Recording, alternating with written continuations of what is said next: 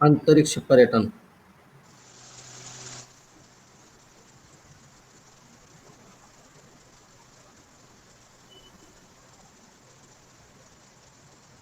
अंतरिक्ष पर्यटन क्या होता है? अंतरिक्ष पर्यटन। हम्म।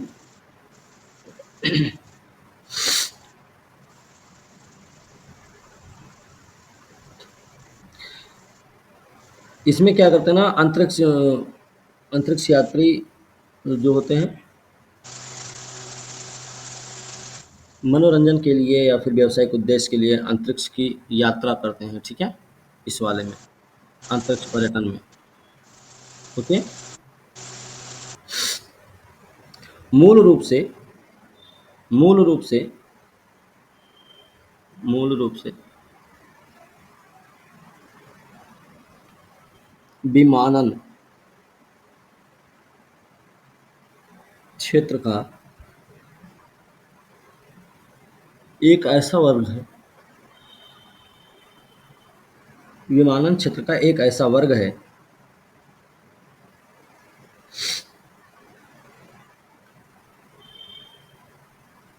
जिसमें जिसमें पर्यटकों को यात्री बनने यात्री बनने मनोरंजन, अवकाश,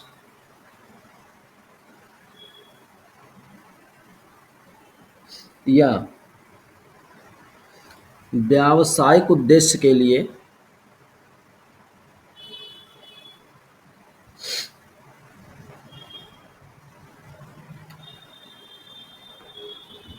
अंतरिक्ष यात्रा का अनुभव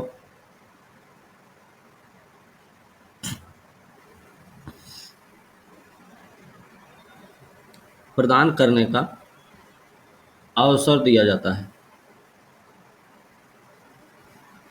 दो प्रकार के होते हैं,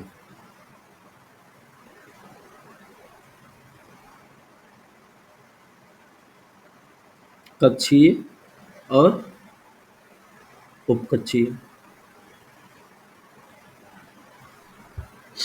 ये क्या होते हैं? उपकक्षीय में क्या होता है?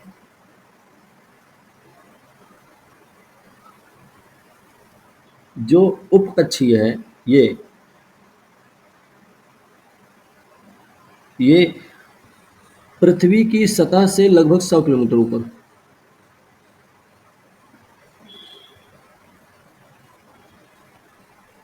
100 किलोमीटर ऊपर होता है, ठीक है।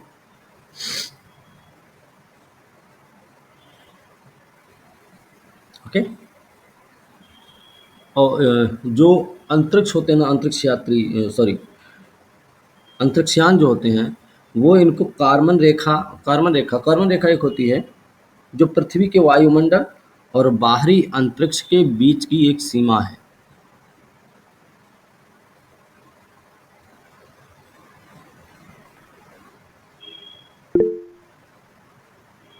रेखा तक ले जाते हैं, ठीक है।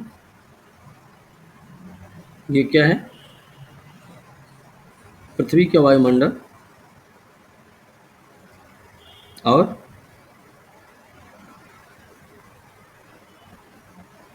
बाह्य अंतरिक्ष के बीच का हिस्सा, बीच की रेखा, ठीक है ना।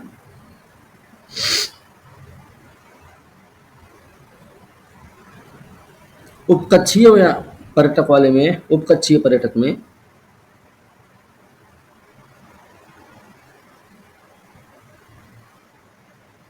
बाहरी अंतरिक्ष में कुछ मिनट रह सकते हैं, उसके बाद इनको वापस आना है, ठीक है। अंतरिक्ष में कुछ मिनट बिताएंगे, फिर उसके बाद पृथ्वी पर आ जाएंगे, ठीक है। अब कक्षीय क्या है?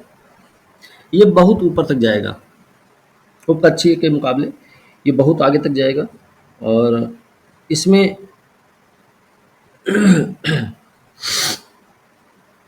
जो यात्री होते हैं ना, 1.3 मिलियन फीट की ऊंचाई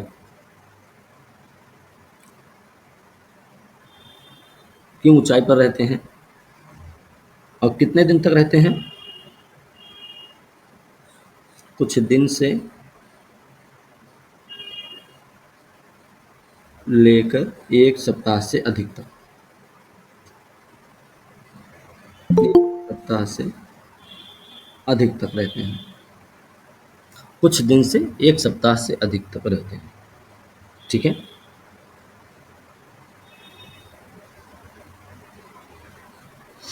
चलिए, ये जो अंतरिक्ष पर्यटन है, अभी जिस अंतरिक्ष यान द्वारा इसको ले जाने के बाद चल रहा है, उसका नाम है, अंतरिक्ष यान कौन सा है?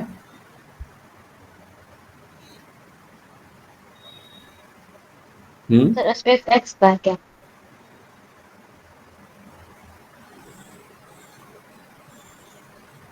बता, हमको तो नहीं पता भाई।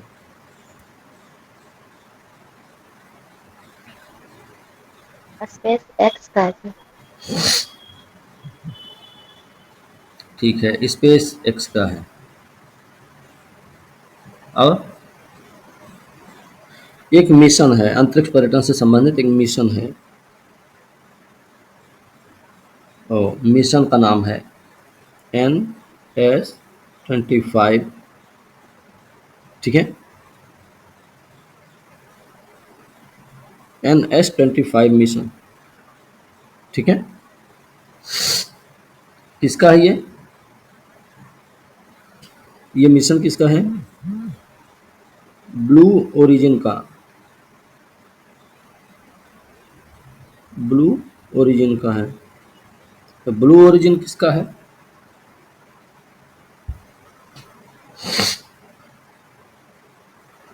जेफ बेजोस का। जेफ बेजोस किसके हैं फिर? अमेजन के संस्थापक, है ना? जी सर। हम्म। इसमें 6 यात्री जाएंगे। टोटल कितने होंगे? 6 यात्री होंगे। 6 यात्री में एक भारत के हैं इसमें। उसके अलावा कौन कौन है? मेसन एंजल, मेसन एंजल है इसमें। सिल्वेन चिरोन है।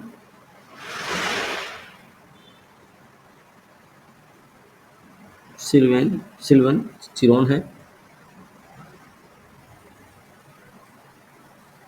Kenneth L Hayes, Kenneth L Hayes, Carol scholar,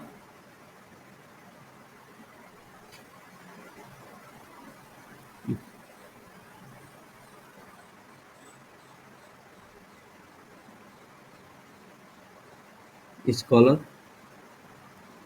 और कौन है? गोपी, ये भारत के हैं। छोटापुरा। और एक कोई है, पूर्व वायुसेना कप्तान है, उनका नाम है एड डॉइट। एड डॉइट। इतने लोग इसमें जा रहे हैं। ठीक है।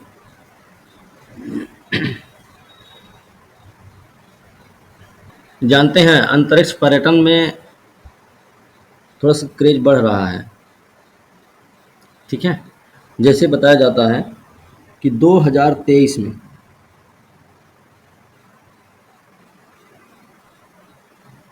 अंतरिक्ष पर्यटन में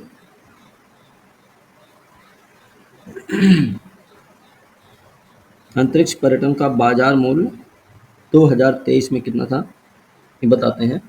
848.28 मिलियन डॉलर। 2023 में इतना बड़ा बाजार था इसका। 2032 में उम्मीद है ये बाजार जो हो जाएगा, ये बढ़ के हो जाएगा 27,861.99 मिलियन डॉलर। इतना हो जाएगा, ऐसी उम्मीद लगाई जा रही है। इसमें कई सारी चुनौतियां हैं, उच्च लागत भी है इसमें, ठीक है, पर्यावरणीय चिंताएं भी हैं। ओके, ठीक भाई।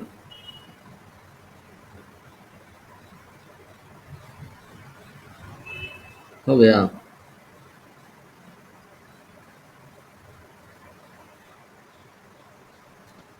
अच्छा, गोपी के बारे में लिख लेते थोड़ा सा ना। सर ये आंध्र प्रदेश के। गोपी थोटापुरा के बारे में लिख लेते हैं थोड़ा सा।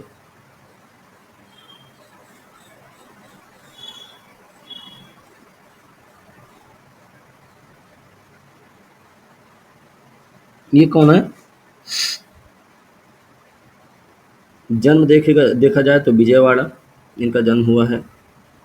विजयवाड़ा मतलब आंध्र प्रदेश, है ना, आंध्र प्रदेश में इनका जन्म हुआ है। स्कूली शिक्षा इनकी विशाखापट्टनम में हुई है। यूएसए में इन्होंने पायलट बनने का प्रशिक्षण लिया। पायलट बनने का प्रशिक्षण इन्होंने यूएसए में लिया है। और अटलांटा में स्वास्थ्य कल्याण कंपनी है प्रिजर्व लाइफ कॉर्प के सह संस्थापक भी हैं, ये लिखना जरूरी है। कौन सी कंपनी है? Preserve life Corp.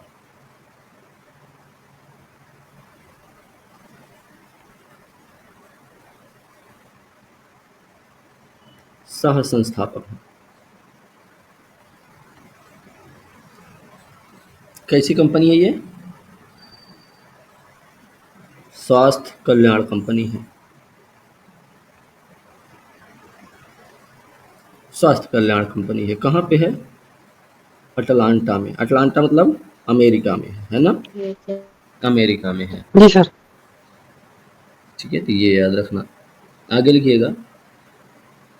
वर्तमान में क्या है ये?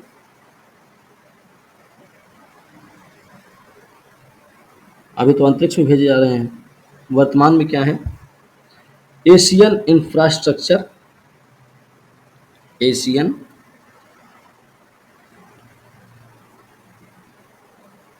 इंफ्रास्ट्रक्चर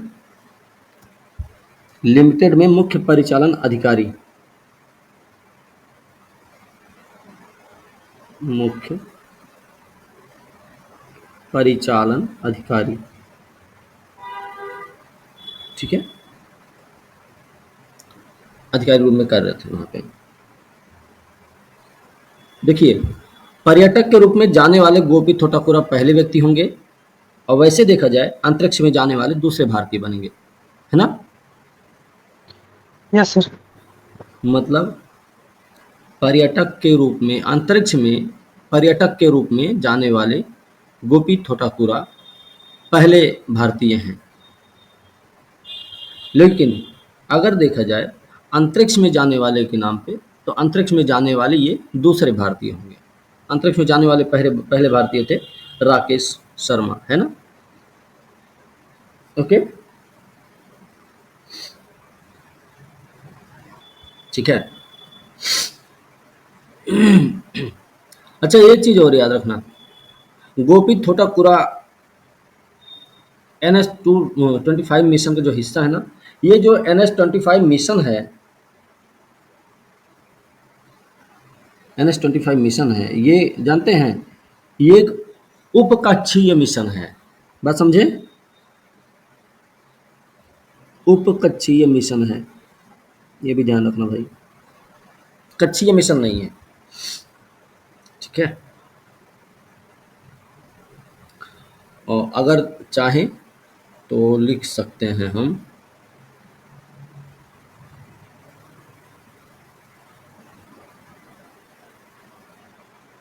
इन्हें एक लाइन करके लिख लीजिएगा, इन्हें ब्लू ओरिजिन द्वारा इन्हें ब्लू ओरिजिन द्वारा विशेष रूप से विशेष रूप से अंतरिक्ष पर्यटन के लिए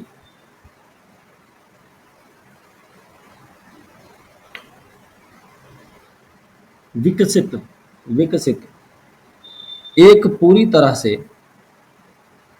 एक पूरी तरह से पुनः प्रयोज्य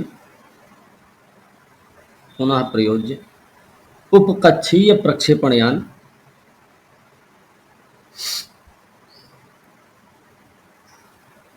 उपकक्षीय प्रक्षेपण यान क्या नाम है? New Shepard. न्यू शेपर्ड के माध्यम से न्यू शेपर्ड के माध्यम से बाहरी अंतरिक्ष में ले जाया जाएगा।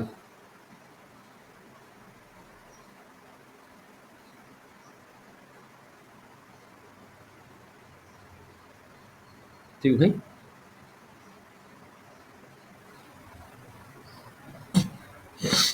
बाहरी की बात क्या है सर? बाहर इससे पहले 2021 की बात है, ठीक है, सितंबर के महीना में फॉल्कन 9 किसका है? Space x. स्पेस एक्स का। स्पेस एक्स का है। इसने क्या किया था? फॉल्कन 9 ने 4 यात्रियों को 160 किलोमीटर की ऊंचाई पर, पृथ्वी की धरातल से देखा जाए तो 160 किलोमीटर की ऊंचाई पर ले गया था, और उन लोगों ने 3 दिन बिताए भी थे वहां पे। ठीक है, 160 किलोमीटर ऊपर कितना दिन बिताए थे? 3 दिन रहे थे। इसकी चुनौतियां क्या क्या हैं? देखो, सबसे बड़ी बात है तो खर्चीला बहुत है भाई, सिंपल से बता दे रहे। खर्चीला है, खर्चीला मतलब अत्यधिक खर्चीला है। आम लोग का जाना लगभग असंभव ही है सर। हाँ, एक आदमी अगर जाता है, एक यात्री अगर जाता है, तो मान चलो कि उसके लिए कम से कम $10 लाख का भुगतान करना पड़ता है, और भारत मतलब ये सबके लिए संभव नहीं है भाई। दूसरी बात है सर 10 पर्यावरण। लाख अगर भारत रुपए में देखें तो कितना? इसके अलावा इसमें पर्यावरण की क्षति भी होती है। पर्यावरण क्षति क्या है? जिसके माध्यम से अंतरिक्ष यात्री अंतरिक्ष में जाते हैं रॉकेट से, गैसीय ठोस रसायन को सीधे ऊपरी वायुमंडल में उत्सर्जित करते हैं। ठीक है, इससे ये पर्यावरणीय दृष्टि से ठीक नहीं है। ठीक है, सर और चुनौती लिखा दीजिए। चुनौती लिख लो, अत्यधिक खर्चीला।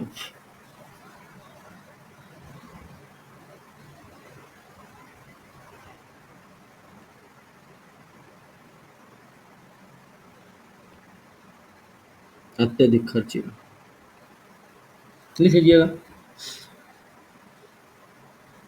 बाहरी अंतरिक्ष तक पहुंचने के लिए एक यात्री को बाहरी अंतरिक्ष तक पहुंचने के लिए एक यात्री को आमतौर पर कम से कम $10 लाख का भुगतान पड़ता है। $10 लाख का भुगतान करना पड़ता है।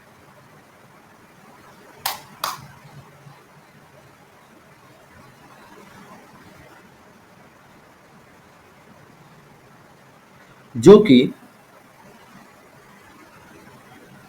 हर किसी के पहुंच से बाहर है।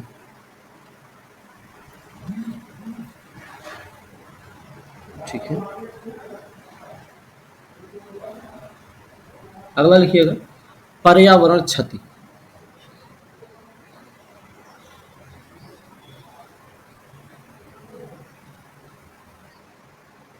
पर्यावरण क्षति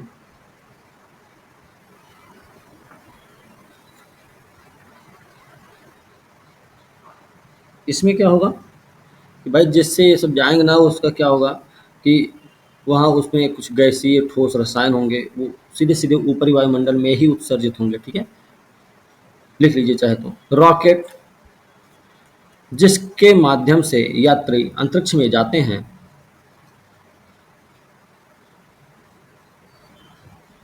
गैसीय और ठोस रसायनों को गैसीय और ठोस रसायनों को ऊपरी वायुमंडल में उत्सर्जित करते हैं।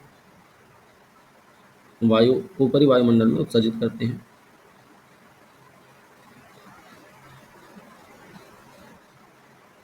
जो कि पर्यावरण अनुकूल नहीं है।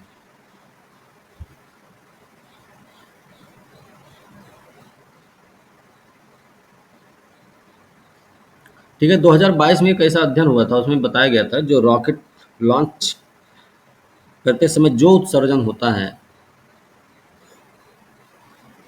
वातावरण को गर्म करने के अन्य स्रोतों की तुलना में कहीं ज़्यादा अधिक प्रभावी होता है। एक लिखिएगा सुरक्षा संबंधी चिंताएं।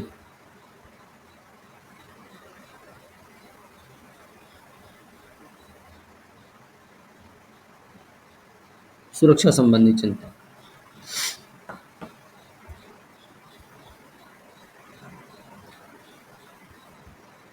अंतरिक्ष अनंत है,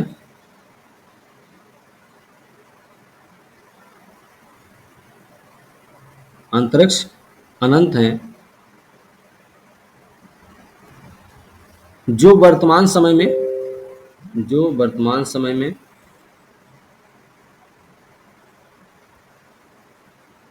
वहाँ की यात्रा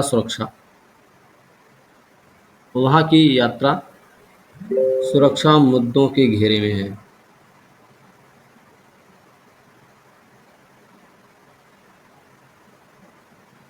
ठीक है,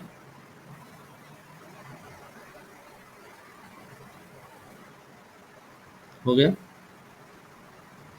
जी सर। लिखिएगा उच्च सुरक्षा मानकों के बावजूद, इसी में से हाँ इसे लिखिए ना, उच्च सुरक्षा मानकों के बावजूद एस्ट्रोनॉमी मैगजीन के अनुसार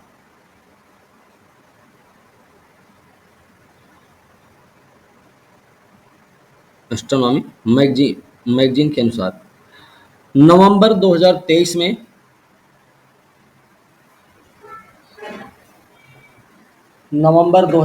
में कुल 676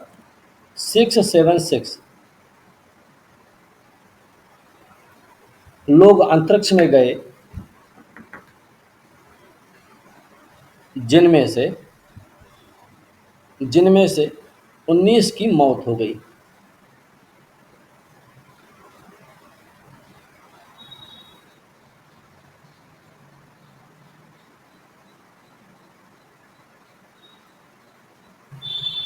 एक नीति है भारत की। सर इसका क्वेश्चन दे दीजिए ना सर एक। अंतरिक्ष पर्यटन क्या है? अंतरिक्ष पर्यटन क्या है?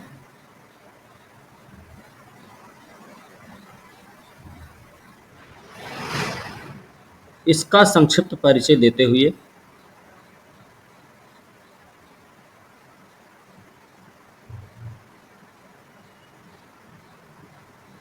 हाल में चर्चा में रहने के कारणों का उल्लेख करें।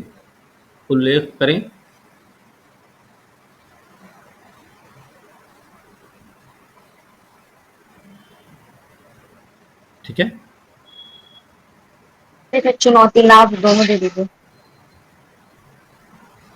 इसमें आने वाली प्रमुख चुनौतियों का वर्णन करें। साथ ही साथ इसमें आने वाली प्रमुख चुनौतियों का वर्णन करें। ठीक है, हो गया। जी सर। चलो,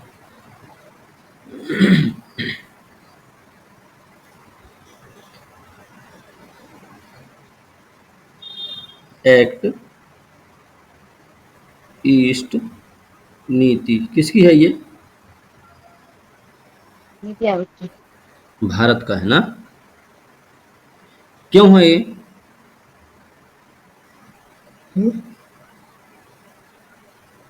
क्यों है?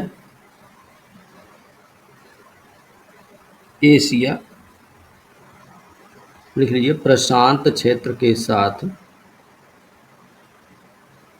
संबंधों को बढ़ावा देना।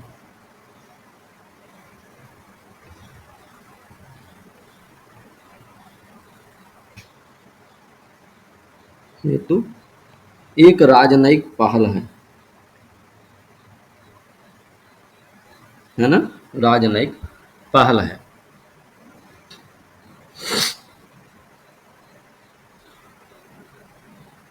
और लिख लीजिएगा, यह आसियान देशों के, यह आसियान देशों के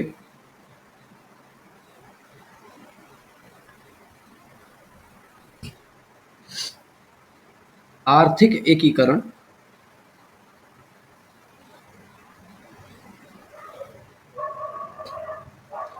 और पूर्वी एशियाई देशों के साथ, और पूर्वी एशियाई देशों के साथ सुरक्षा सहयोग पर केंद्रित है। ठीक है, सुरक्षा सहयोग पर केंद्रित है। हो गया।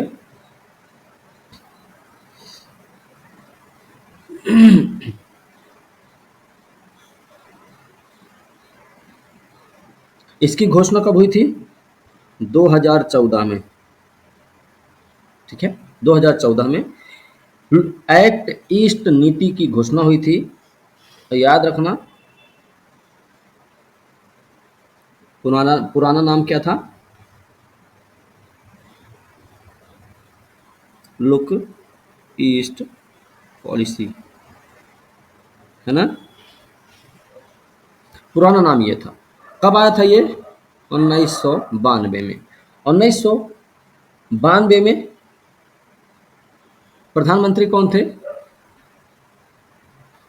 P Narasimha V Narasimha Rao. PV Narasimha Rao थे। ठीक है, इन्होंने ही 1992 में लुक ईस्ट पॉलिसी की शुरुआत की थी। इसका नाम बदल दिया गया 2014 में, एक्ट ईस्ट नीति कर दिया गया, है ना। हो गया। लिखिएगा, उद्देश्य क्या है भाई? उद्देश्य क्या है? भारत के उत्तर पूर्वी क्षेत्र के, भारत के उत्तर पूर्वी क्षेत्र के आर्थिक विकास में सुधार करना। ठीक है,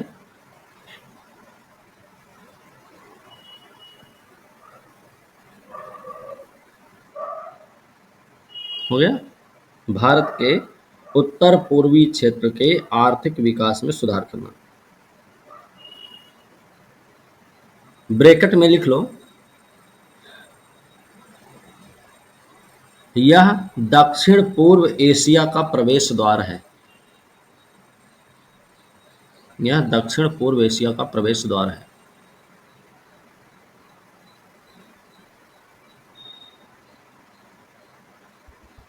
ठीक है, हो गया। Yes sir. जी 4C, 4C लिख लीजिए। तो इसके तहत 4C पर बल दिया गया। क्या क्या क्या है ये 4C? एक तो है संस्कृति, संस्कृति है। दूसरा है वाणिज्य, सॉरी वाणिज्य है। तीसरा है कनेक्टिविटी, कनेक्टिविटी। और चौथा है क्षमता निर्माण, है ना। ये चार हैं, संस्कृति, वाणिज्य, कनेक्टिविटी, क्षमता निर्माण। ठीक भाई।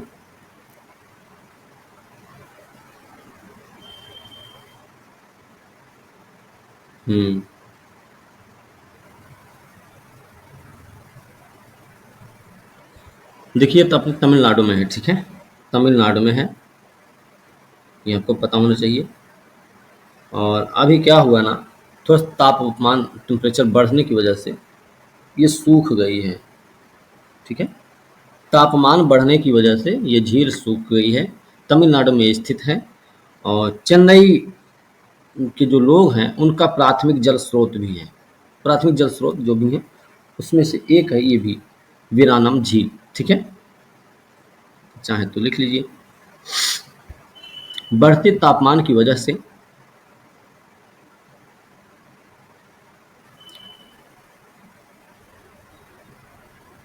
चेन्नई वालों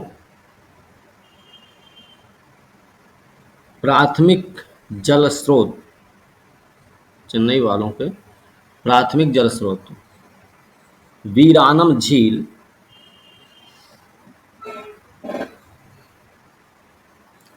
सूख गई है। ठीक है, सूख चुकी है।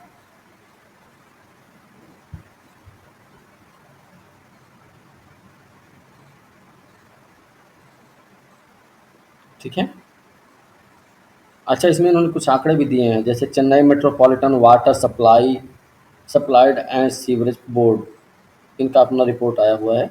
अभी हाल फिलहाल में जो इन्होंने आंकड़ा निकाला है तो उसमें बताया कि उसमें पानी ही नहीं भाई। ठीक है, वीरानम झील के बारे में लिख लीजिए। तो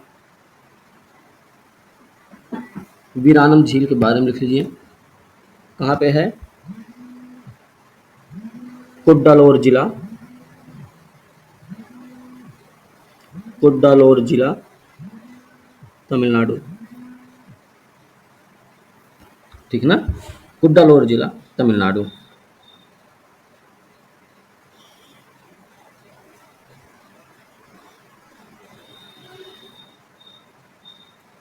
इसका जल स्रोत क्या है?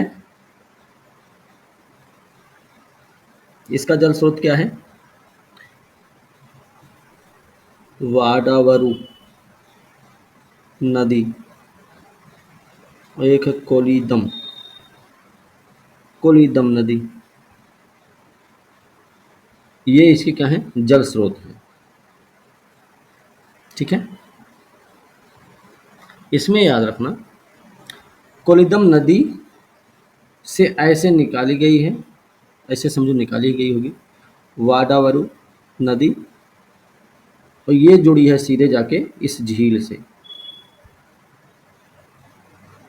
मतलब कोलीदम नदी का पानी वाडावरू नदी के माध्यम से वीरानम झील में पहुंचाया जाता है। ठीक है ना। निर्माण किसने किया था? समझ में आया था कि नहीं, बता दो ना। निर्माण किसने कराया? नाम लिख लो, राजादित्य चोल। ये कौन है? परांतक प्रथम का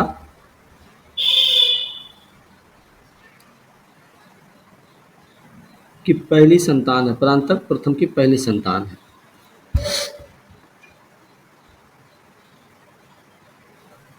इसका काल था जो 907 से ये इसी दौरान इस झील का निर्माण हुआ है। ठीक है, इसकी लंबाई देखेंगे तो 14 किलोमीटर है। 14 किलोमीटर है इसकी लंबाई। मतलब कहा जाए तो ये दुनिया की जो सबसे लंबी कृत्रिम झीलें हैं उनमें से एक है। लिख लीजिए इसको, यह दुनिया की सबसे लंबी कृत्रिम झीलों में से एक है।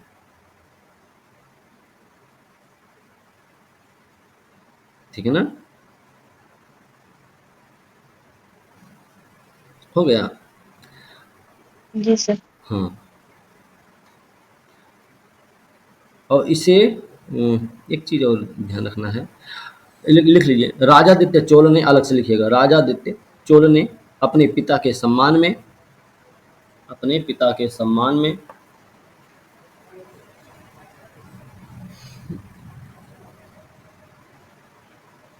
उनकी उपाधि के नाम पर, उनकी उपाधि के नाम पर इस जल निकाय को वीर नारायणन नाम दिया। वीर नारायण। ठीक है, वीर नारायण नाम दिए, बाद में यही फिर वीरानम बन जाएगा। ठीक है,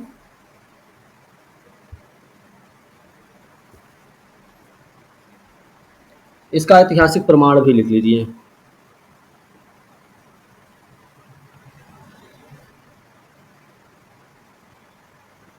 ऐतिहासिक प्रमाण लिख लीजिएगा।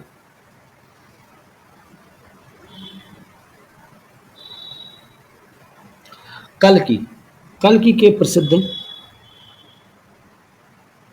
कल्कि नाम है, कल्कि के प्रसिद्ध उपन्यास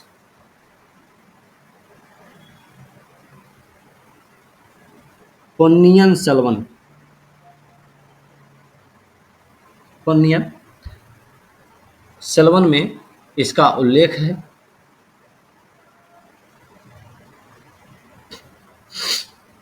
जहां पर झील की भव्यता, जहां पर झील की भव्यता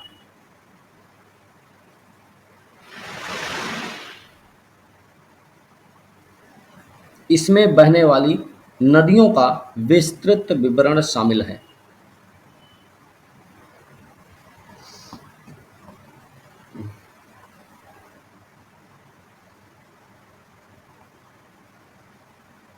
बहने वाली नदी से विस्तृत इसके विवरण बाद क्या? शामिल है, विस्तृत विवरण शामिल है।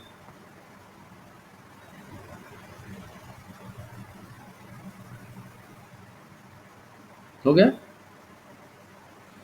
जी सर।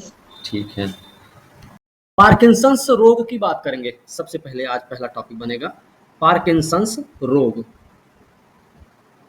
आज का पहला टॉपिक पार्किंसंस रोग। ये क्या है? मस्तिष्क से संबंधित रोग है। हाँ, भूल जाते हैं सब। मस्तिष्क से संबंधित रोग है। और ये अभी चर्चा में क्यों रहा है? चर्चा में रहने का मूल कारण था, लिख सकते हैं चर्चा में क्यों, लिख लीजिए। वैज्ञानिकों द्वारा इससे जुड़े एक नए आनुवंशिक संस्करण की खोज की गई।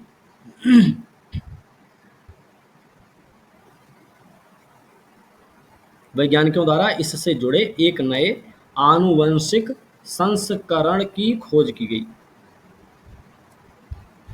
नाम क्या रखा गया इसका? RAB32 SER71 ARG, ये नाम रखा गया इसका। ऐसे के बाद SER71 ARG, ये दोनों एक साथ हैं, ये एक साथ है। ठीक है, ध्यान रखना। ये कहाँ, देखिए ये जो उत्परिवर्तन है 3 परिवारों में देखा गया है। वैसे ये Canada, France, Germany, Italy, Poland, तुर्की, ट्यूनीशिया, यूएस और यूके सहित कई देशों के 13 लोगों में पाया गया है ये वाला रोग, ये जो नया रोग मिला। ठीक है, Canada, France, Germany, Italy, Poland, तुर्की, ट्यूनीशिया और यूएस तथा यूके के साथ साथ कई अन्य देश हैं जहाँ के 13 लोग। ओके,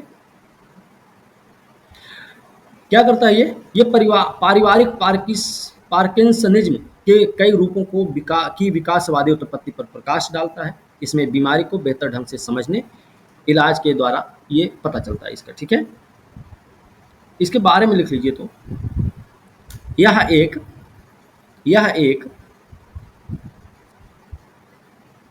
न्यूरो डिजेनरेटिव गतिविधि विकार है जो समय के साथ लगातार बढ़ता रहता है। समय के साथ लगातार बढ़ता रहता है।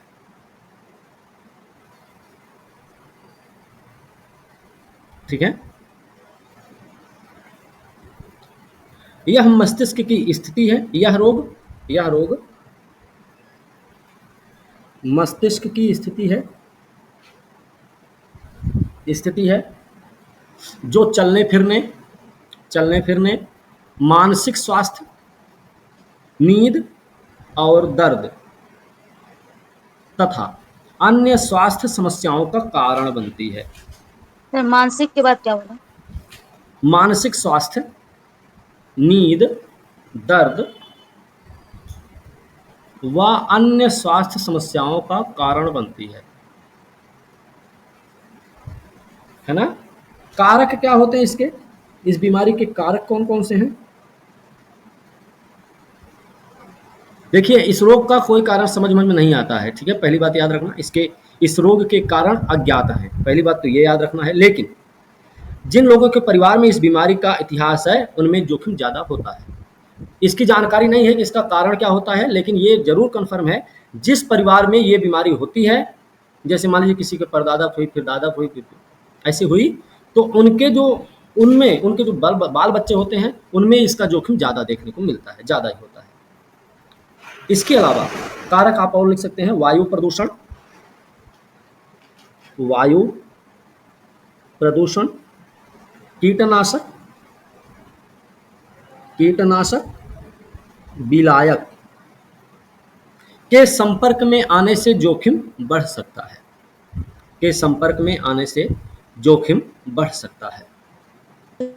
विलायक क्या होता है? विलायक क्या होता है? प्रभाव क्या होता है? कितना तेज है? चलो ध्वनि में बदलाव। प्रभाव इसका लिख लो। प्रभाव क्या है? विकलांगता की उच्च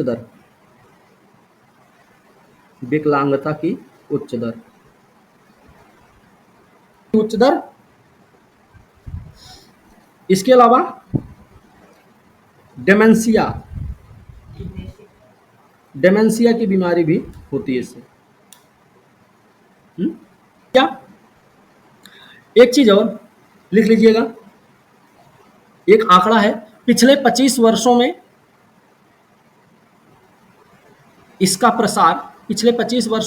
प्रसार 2 गुना हो गया है।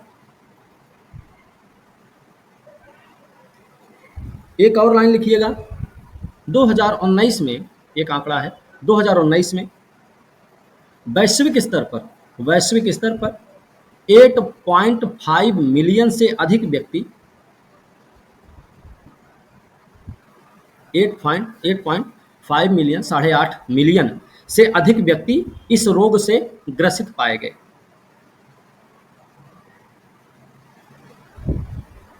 ब्रैकेट में लिख लीजिए 3,29,000 मौत, ठीक है, 2019 में ही इतने लोग जो बीमार पाए गए उनमें से 3,29,000 की मौत भी हुई है, ठीक है। डैश करके और एक चीज लिख लेना, 2000 के बाद से 100% की वृद्धि,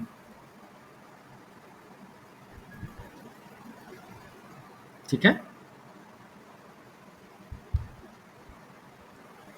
सर वृद्धि का कोई मूल कारण सर? वृद्धि का मूल कारण देखो क्या है ना कि प्रदूषण का मामला तो बढ़ ही रहा है ना बराबर से। प्रदूषण इसका कारक है, वायु प्रदूषण, जल प्रदूषण, है ना, ये सब कारक है, तो इन्हीं सब की वजह से होगा, और किसकी वजह से होगा, है ना, ये सारी चीजें हैं। पोषण की भी बात हो सकती है इसमें, और जैसे जैसे सुविधाएं बढ़ रही हैं आदमी भी क्या कर रहा है ना, उसी पे डिपेंड होता जा रहा है, ठीक है। इतने जो मामले मिले हैं अकेले अमेरिका में ही देखा जाए तो 10 लाख से अधिक मामले हैं।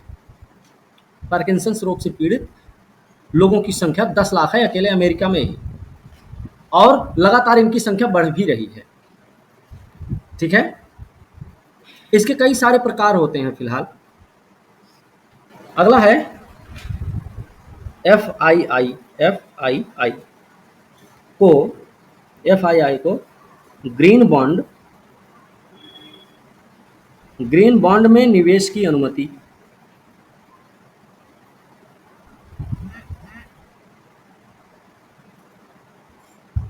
क्या है भाई? ये आरबीआई द्वारा एक निर्देश जारी किया गया है, लिख लीजिए। आरबीआई ने एफ आरबीआई ने, ये आरबीआई द्वारा अनुमति मिली है, ठीक है। आरबीआई ने एफआईआई को देश के sovereign green bond, sovereign green bond में निवेश की अनुमति प्रदान की है।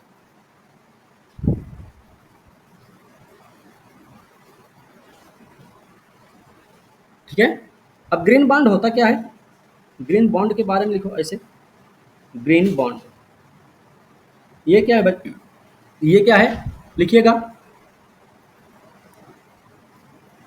किसी भी संप्रभु इकाई, किसी भी संप्रभु इकाई, अंतर सरकारी समूह या गठबंधन, अंतर सरकारी समूह या गठबंधन और निगमों द्वारा जारी किया गया ऐसा बॉन्ड, निगमों द्वारा जारी किया गया ऐसा बॉन्ड जिनसे प्राप्त आय का उपयोग, जिनसे प्राप्त आय का उपयोग पर्यावरणीय दृष्टि से, पर्यावरणीय, जिनसे जिनसे प्राप्त आय का उपयोग पर्यावरणीय दृष्टि से धारणीय परियोजनाओं के लिए किया जाता है। ठीक है।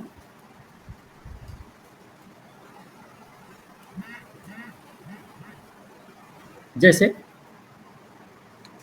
इनका उपयोग कहाँ कहाँ होगा, उपयोग कहाँ कहाँ होता है लिखिएगा, नवीकरणीय ऊर्जा,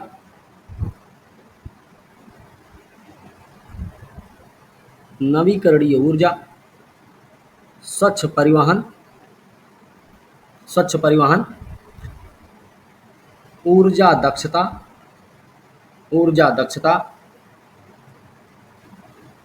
जलवायु परिवर्तन अनुकूलन, अनुकूलन, स्थायी जल तथा अपशिष्ट प्रबंधन, अपशिष्ट प्रबंधन, प्रदूषण रोकथाम, प्रदूषण रोकथाम व नियंत्रण तथा हरित भवन, हरित भवनों के वित्तीयन में, इसका उपयोग इन सब जगहों पे होता है। ठीक है।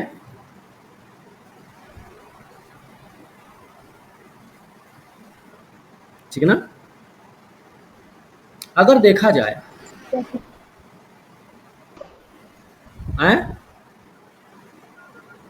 वैश्विक स्तर पर विश्व बैंक प्रमुख जारी करता है, विश्व बैंक ग्रीन बॉन्ड जारी करता है। ऐसा बताया जा रहा है कि 2008 के बाद से इसने 28 मुद्राओं में 220 से ज्यादा बॉन्ड के माध्यम से लगभग 19 बिलियन अमेरिकी डॉलर के बराबर ग्रीन बॉन्ड जारी किए। ठीक है।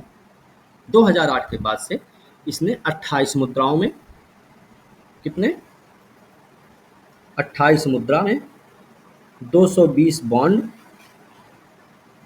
19 बिलियन अमेरिकी डॉलर जारी किए हैं। कितने 2008 के बाद से, है ना, 2008 के बाद से इन्होंने जारी किए हैं। ओके।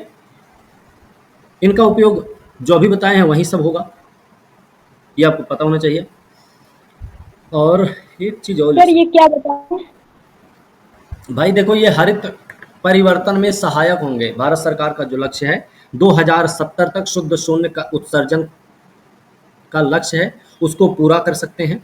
ठीक है। इसके माध्यम से देश की अर्थव्यवस्था की जो कार्बन की तीव्रता है वो 45% तक कम करने, साथ ही साथ भारत की 50% ऊर्जा गैर जीवाश्म आधारित स्रोतों से सुनिश्चित करने के लक्ष्य को प्राप्त करने में मदद मिलेगी। आप लिख सकते हैं सहायता, सहायक क्या क्या, मतलब सहायक कारक कौन कौन से होंगे, किन किन चीज़ों में सहायक हो सकता है ये। ठीक है। 45% तक कार्बन तीव्रता को कम करेगा ये 2070 तक। पहली बात तो लिख लो भाई,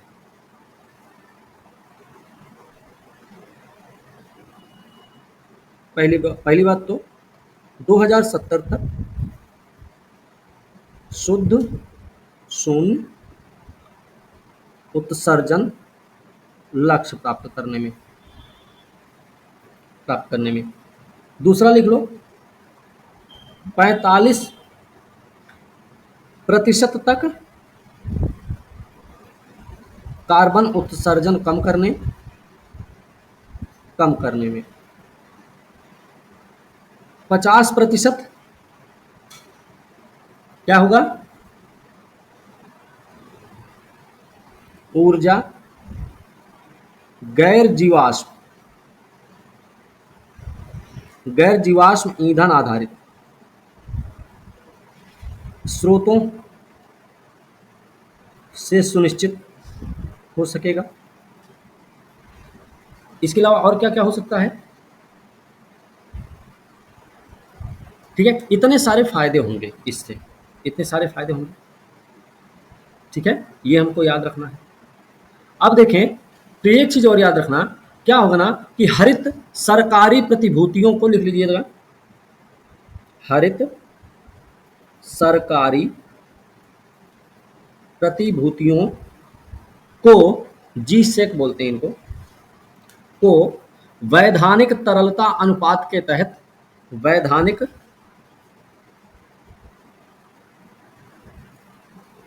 तरलता अनुपात के तहत वर्गीकृत किया गया है। एसएलआर क्या होता है?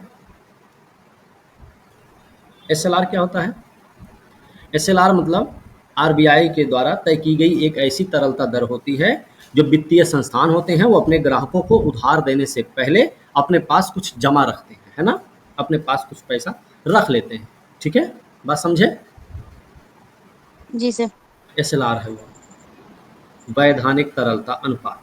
ठीक है सर, जो व्यावसायिक बैंक होता है वही ना रखता है, जो लोन देता है वो रखता होगा ना? हाँ, जो बैंक वाले लोन देते हैं वही रखते हैं, जो बैंक लोन देता है वही रखता है। एक पॉइंट लिखिएगा, ग्रीन बॉन्ड पर पारंपरिक प्रतिभूतियों की तुलना में कम ब्याज मिलता है।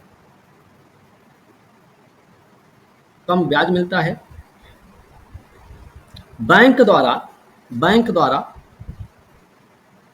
द्वारा उनमें निवेश करने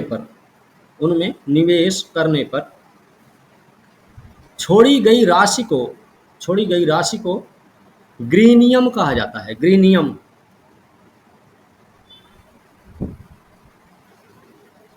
ग्रीनियम कहा जाता है। ठीक है, याद रखना। एक चीज और लिख लेना, भारत द्वारा 2022 में प्रस्तुत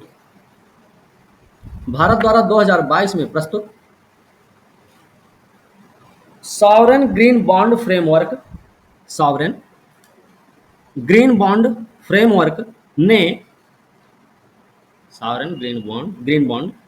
ने ग्रीन वॉशिंग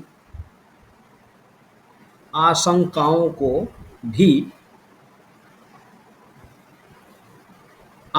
को भी सफलतापूर्वक संबोधित किया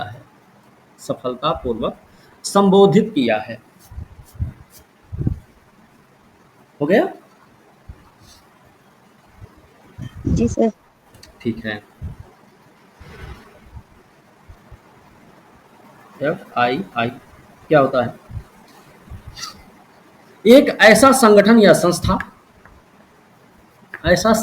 संस्था जो अपने देश के अलावा अन्य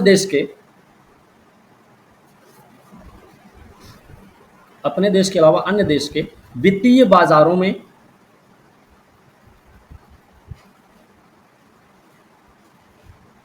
निवेश करते हैं।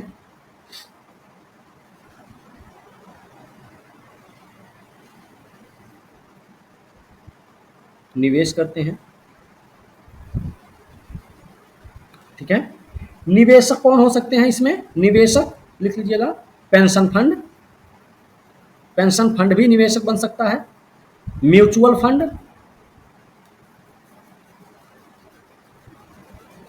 बीमा कंपनियां, बैंक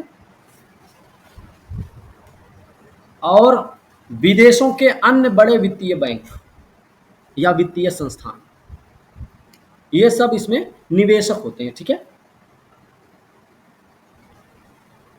बात क्लियर है भाई?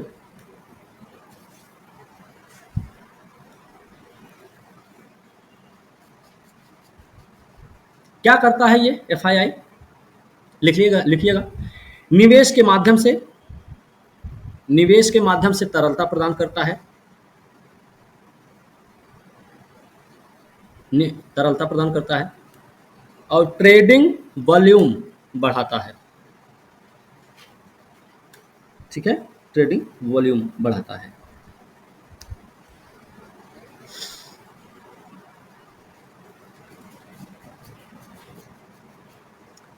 एक चीज और याद रखना, एफआईआई, एक पॉइंट और लिखिएगा, यह धन प्रवाह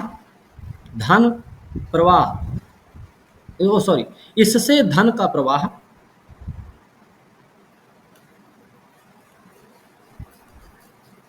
स्थानीय अर्थव्यवस्था पर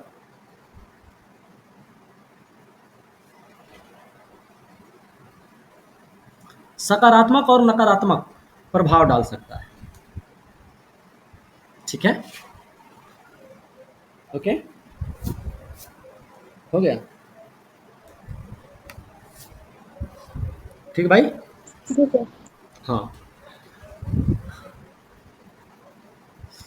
अब देखो ये भारत में लिख लीजिए, भारत में इसके निवेश को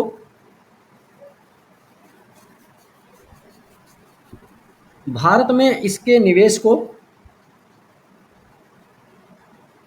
भारतीय प्रतिभूति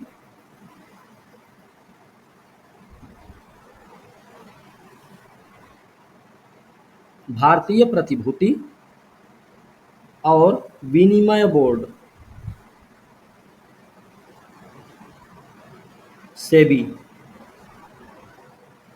द्वारा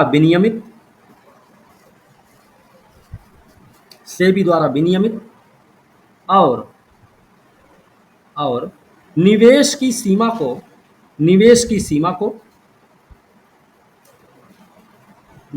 सीमा को आरबीआई द्वारा निर्धारित किया जाता है। ठीक है, निवेश की सीमा को आरबीआई द्वारा निर्धारित किया जाता है।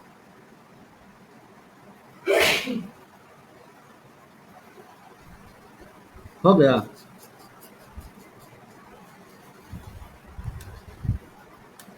हो गया भाई? जी सर। ठीक है, अब एक पहल लिखना, आई, अगला टॉपिक है ICET पहल। आई जो है ना स्मॉल में लिख लीजिएगा। ये क्या है भाई? सर मेरा छूट गया, मेरा नेट। फुल फॉर्म इसका लिख सकते हैं हिंदी में, महत्वपूर्ण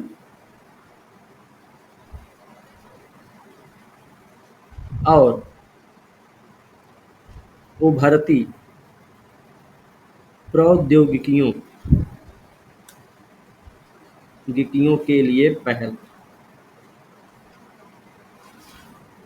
ठीक है, ये पूरा नाम है इसका।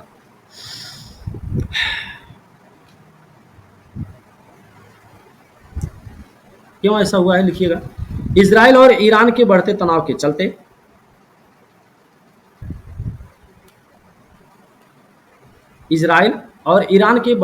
के चलते अभी क्योंकि ये चर्चा में रहा है, वो देखेंगे इसका कारण क्या है।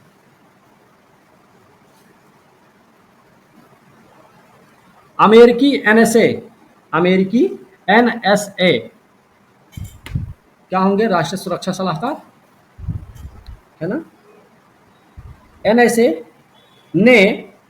ने महत्वपूर्ण और उभरती प्रौद्योगिकियों पर भारत अमेरिका पहल की भारत अमेरिका पहल की, दिल्ली में होने वाली वार्षिक समीक्षा रद्द कर दी। ओके, दिल्ली में होने वाली वार्षिक समीक्षा रद्द कर दी। ठीक है,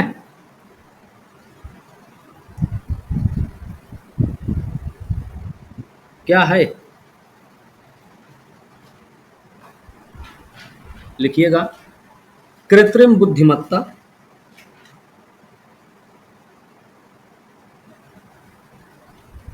कृत्रिम बुद्धिमत्ता, क्वांटम कंप्यूटिंग, कंप्यूटिंग, अर्धचालक और वायरलेस दूर संचार सहित क्षेत्रों में, दूर संचार सहित क्षेत्रों में महत्वपूर्ण महत्वपूर्ण और उभरती प्रौद्योगिकी पर, महत्वपूर्ण और उभरती प्रौद्योगिकी पर सहयोग के लिए, सहयोग के लिए भारत और अमेरिका द्वारा, भारत और अमेरिका द्वारा सहमत एक रूपरेखा है, सहमत एक रूपरेखा है, जिसकी घोषणा, जिसकी घोषणा पहली बार, पहली बार भारत के प्रधानमंत्री और अमेरिकी राष्ट्रपति, भारत के प्रधानमंत्री और अमेरिकी राष्ट्रपति द्वारा 2022 में, 2022 में टोक्यो में, टोक्यो में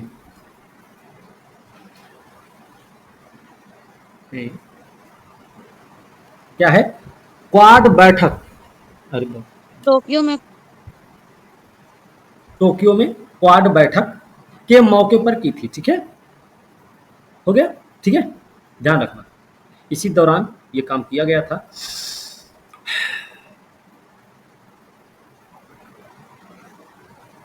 कब लॉन्च किया गया है, लॉन्च किया गया उस समय तो बात हुई थी खाली, लॉन्च किया गया 2023 में। ठीक है, रणनीतिक साझेदारी को मजबूत करने, प्रौद्योगिकी और रक्षा सहयोग को बढ़ावा देने के लिए भारत और अमेरिका के बीच में, भारत और अमेरिका के द्वारा क्या किया गया, 2023 जनवरी में इसको लॉन्च किया गया, जनवरी में लॉन्च किया गया था। ठीक है, हो गया।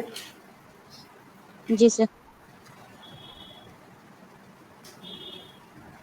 इसके क्षेत्र कौन कौन से हैं, इसके क्षेत्र लिख लो तुम,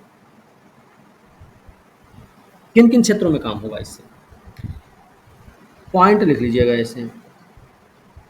कृत्रिम बुद्धिमत्ता में, कृत्रिम बुद्धिमत्ता में सामान्य मानक विकसित करना, कृत्रिम बुद्धिमत्ता में सामान्य मानक विकसित करना। दूसरा पॉइंट लिखिएगा, रक्षा स्टार्टअप को जोड़ने के लिए इनोवेशन ब्रिज का विकास, इनोवेशन ब्रिज का विकास। तीसरा पॉइंट है, तीसरा पॉइंट लिखिएगा, अर्धचालक पारिस्थितिकी तंत्र के, अर्धचालक पारिस्थितिकी तंत्र के विकास का समर्थन करना, अर्धचालक पारिस्थितिकी तंत्र के विकास का समर्थन करना। अगला पॉइंट,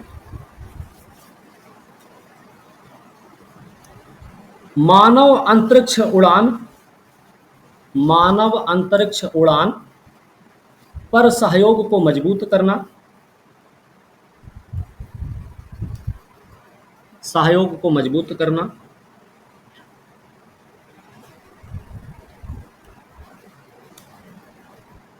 ठीक है, अगला पॉइंट, 5G और 6G में, 5G और 6G में विकास पर सहयोग को आगे बढ़ाना, विकास पर सहयोग को आगे बढ़ाना। अगला पॉइंट, भारत में ओपन रैन नेटवर्क, ओपन रैन नेटवर्क प्रौद्योगिकी को अपनाना,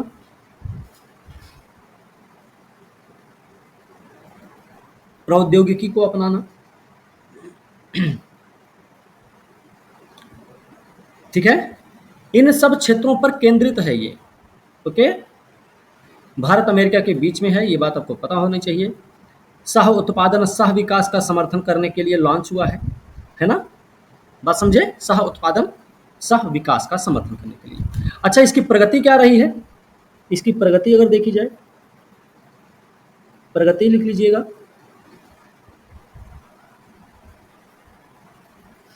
पहला पॉइंट लिखिएगा, दोनों देशों ने क्वांटम समन्वय तंत्र स्थापित कर लिया है, दोनों देशों ने क्वांटम समन्वय तंत्र स्थापित कर लिया है। ठीक है, दूसरा पॉइंट लिखिएगा, ओपन रैन नेटवर्क प्रौद्योगिकी, अगला पॉइंट है, ओपन रैन नेटवर्क प्रौद्योगिकी 5G और 6G में, 5G और 6G में सहयोग बढ़ाने के लिए दूरसंचार पर एक सार्वजनिक निजी संवाद शुरू किया गया है ना, पब्लिक प्राइवेट डिस्कशन। ठीक है,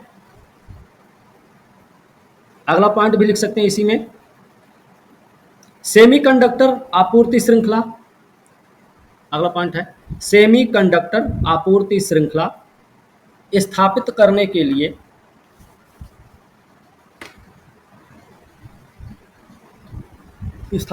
लिए एक समझौता ज्ञापन पर हस्ताक्षर किया गया है।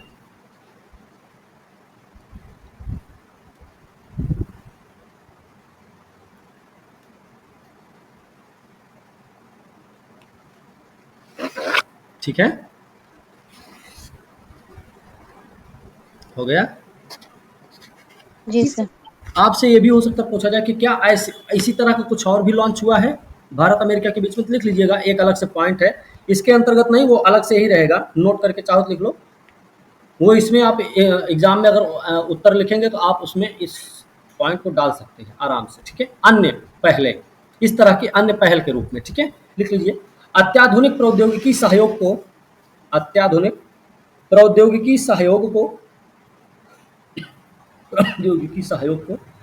आगे बढ़ाने के लिए एक नई पहल के रूप में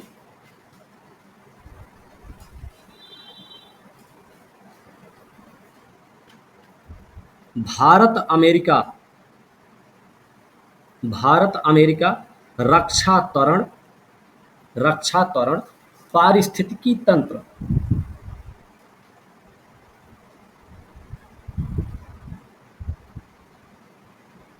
भारत अमेरिका रक्षा त्वरण पारिस्थितिकी तंत्र इंडस एक्स को 21 जून 2023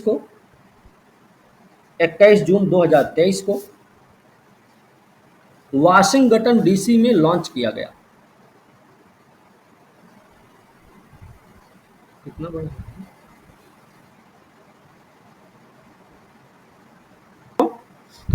हाल ही में चर्चा में रहे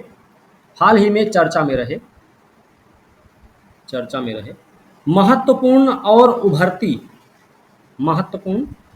उभरती प्रौद्योगिकियों के लिए पहल,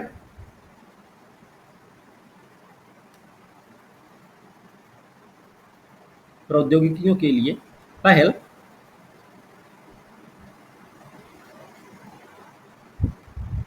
के के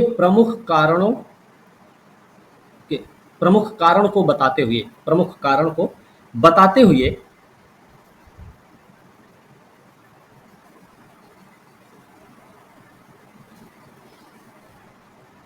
हुए इसकी संक्षिप्त चर्चा कीजिए। लिखिएगा। साथ ही इसकी प्राथमिकता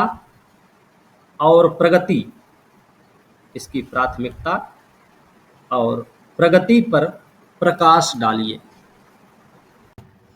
नाम था GAIA, है ना, BH3। ये क्या है, इसके चर्चा में रहने का क्या कारण है? तो ये एक तारकीय ब्लैक होल है, पहली बात तो ये ध्यान रखें। तारकीय ब्लैक होल है। ओके, कहाँ पर है? मिल्की वे में है, दुग्ध मेखला आकाश गंगा में है।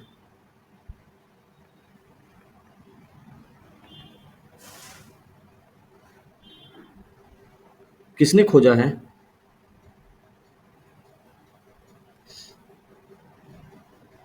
यूरोपीय अंतरिक्ष एजेंसी के वैज्ञानिकों ने, है ना? जी सर। बोलिए। वैज्ञानिक होते हैं कि खगोलविद होते हैं? खगोलविद होंगे।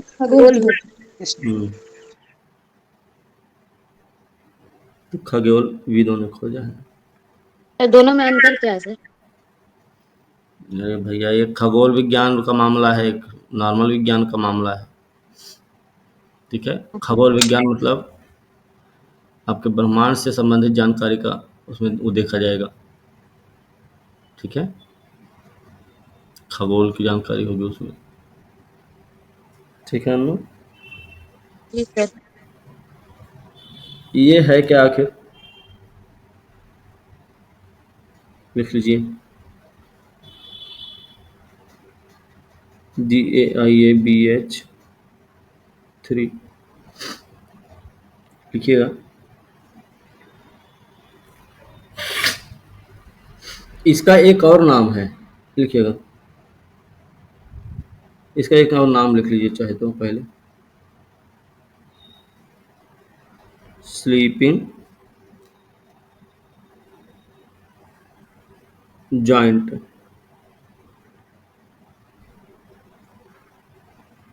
अन्य नाम है इसका। ठीक है, ये लिख लो अलग से। द्रव्यमान लिखिएगा।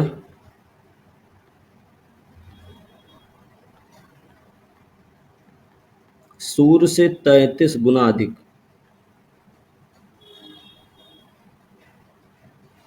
है ना? लगभग सूर्य से 33 गुना अधिक है। और अभी तक खोजा गया सबसे विशाल है, ये भी याद रखना, सबसे विशाल ब्लैक होल भी है ये, तारकीय ब्लैक होल है। लेकिन जब तक इसकी खोज नहीं हुई थी, स्लीपिंग जॉइंट की खोज नहीं हुई थी, उससे पहले सबसे बड़ा तारकीय ब्लैक होल कौन था?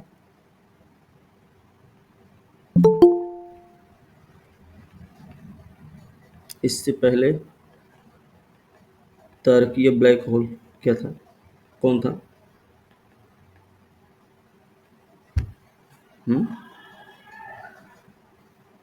Cygnus X1। ये सूर्य से करीब 21 गुना अधिक है, सूर्य गुना 21 गुना कर सकते हैं इसको। ठीक है, इतना था ये।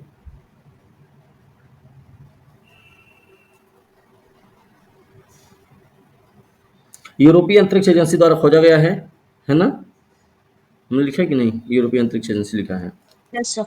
हम्म तो इसको हम ऐसे लिख रहे हैं नॉर्मल तरीके से ESA। सर ये क्या लिखे हैं? GAIA क्या है ये? इसका नाम है, ठीक है। वैसे इसको स्लीपिंग जॉइंट भी कहते हैं, ठीक है।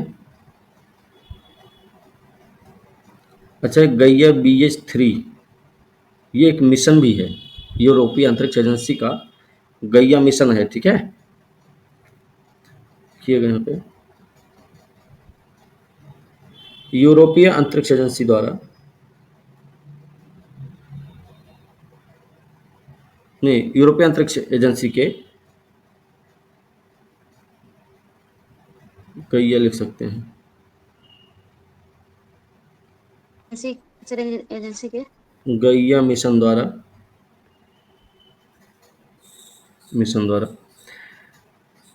देखा गया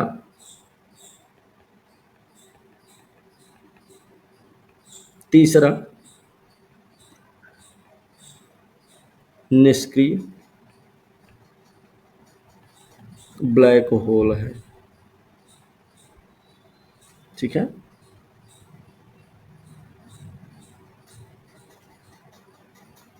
इसकी दूरी कितनी है? इसकी दूरी देखेंगे पृथ्वी से अगर देखा जाए, पहली बात तो याद रखना, एक कोयला तारामंडल में है, एक कोयला तारामंडल में स्थित, ठीक है। इसके अलावा पृथ्वी से दूरी कितनी है इसकी?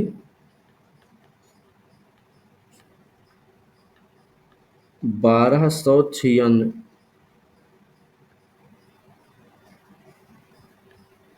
1296 प्रकाश वर्ष। मतलब देखा जाए, जो पृथ्वी का दूसरा सबसे निकटतम, ठीक है, सबसे निकटतम तारकीय ब्लैक होल है।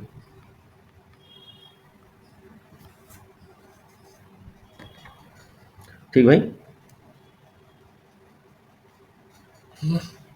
तो सबसे निकटतम ब्लैक होल कौन सा है? पहला कौन होगा? वही तो, सबसे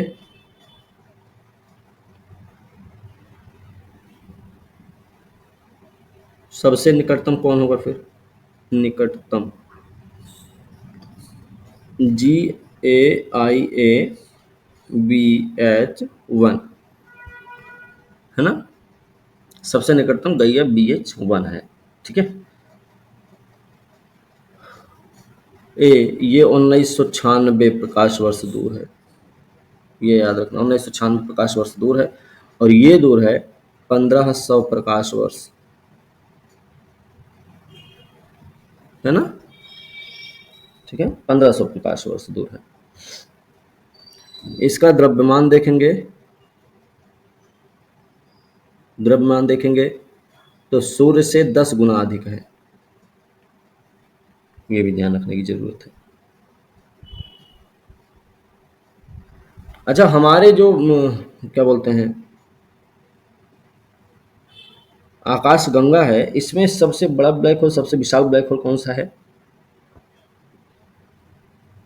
हम्म हमारी आकाश गंगा का सबसे विशाल ब्लैक होल,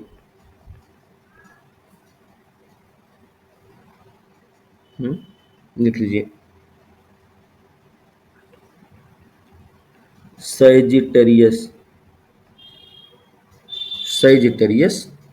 A, ठीक है। आकाशगंगा के बिल्कुल केंद्र में है ये, याद रखना, एक सुपर मैसिव ब्लैक होल है। सैजिटेरियस क्या है? लिख लीजिए, सैजिटेरियस एक सुपर मैसिव ब्लैक होल है, ऐसे ही लिख लो चाहे तो।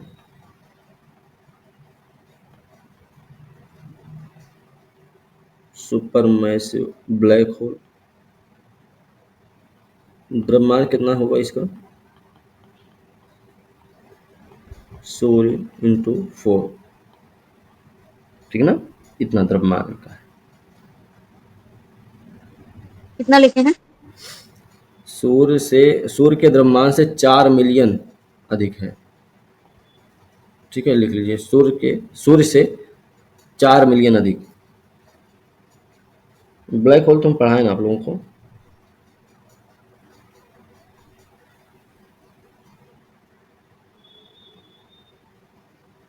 लिख लो ब्लैक होल के प्रकार। सर नहीं बताइए। ब्लैक होल के प्रकार लिख लो।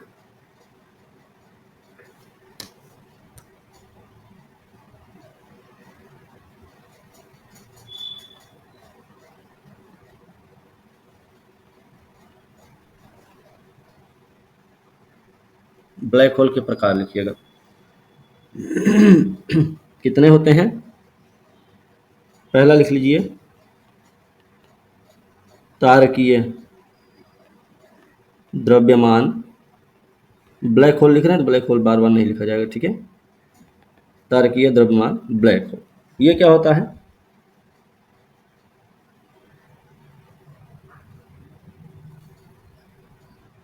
लिखिएगा, सूर्य से कहीं अधिक विशाल, सूर्य से कहीं अधिक विशाल और तारों सॉरी सूर्य से कहीं अधिक विशाल तारों की मृत्यु से उत्पन्न होते हैं, पैदा होते हैं।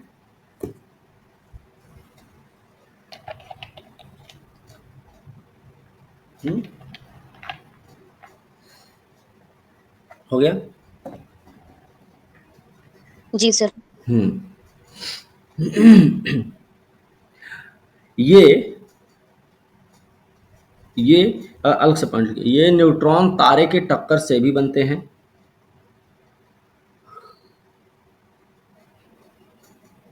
न्यूट्रॉन तारों के टक्कर से भी बनते हैं।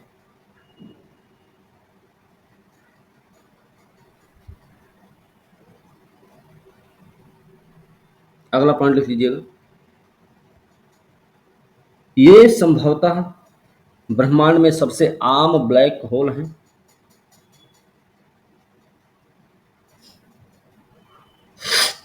लेकिन इनका पता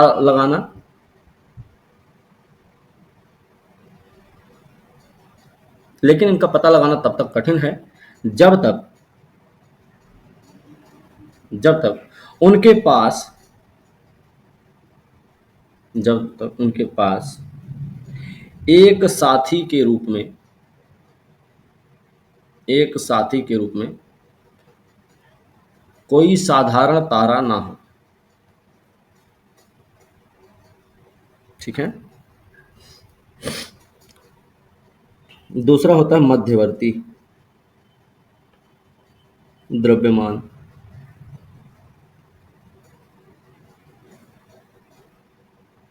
ठीक है, मध्यवर्ती द्रव्यमान सबसे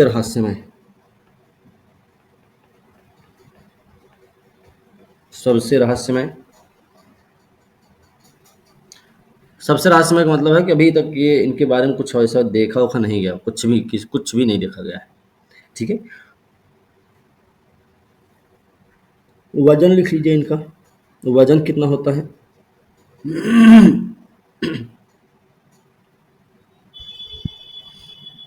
सूर्य के द्रव्यमान से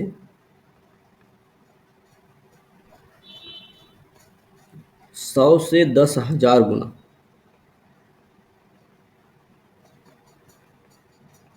अधिक।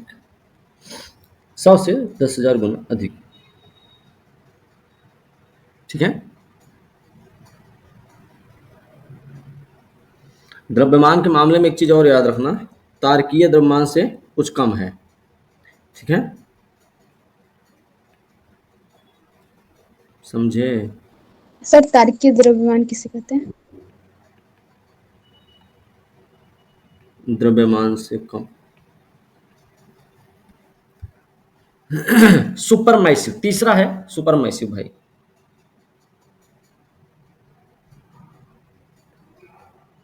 सुपरमैसिव द्रव्यमान ये क्या है?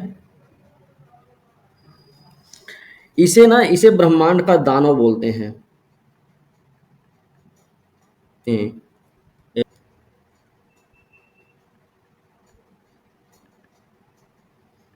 ब्रह्मांड का दानव बोलते हैं इसको, ये ध्यान रखना है। एक चीज और याद रखना है, सभी आकाश गंगा के केंद्र में होता है, सभी आकाश गंगा के केंद्र में रहता है। ठीक है, ये बात भी याद रखना। द्रव्यमान कितना है इनका? सबसे ज्यादा होगा। सूर्य के द्रव्यमान से 1 लाख से लिख लो ऐसे भैया, 1 लाख से अरबों गुना अधिक।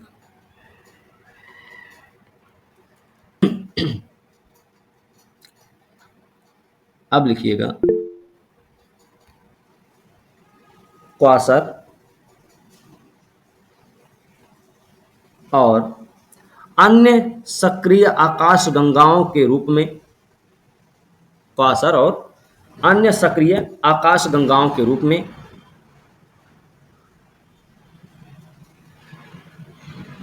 ये ब्लैक होल इतना चमक सकते हैं, ये ब्लैक होल इतना चमक सकते हैं कि इन्हें अरबों प्रकाश वर्ष दूर से देखा जा सकता है, अरबों प्रकाश वर्ष दूर से देखा जा सकता है। ठीक है,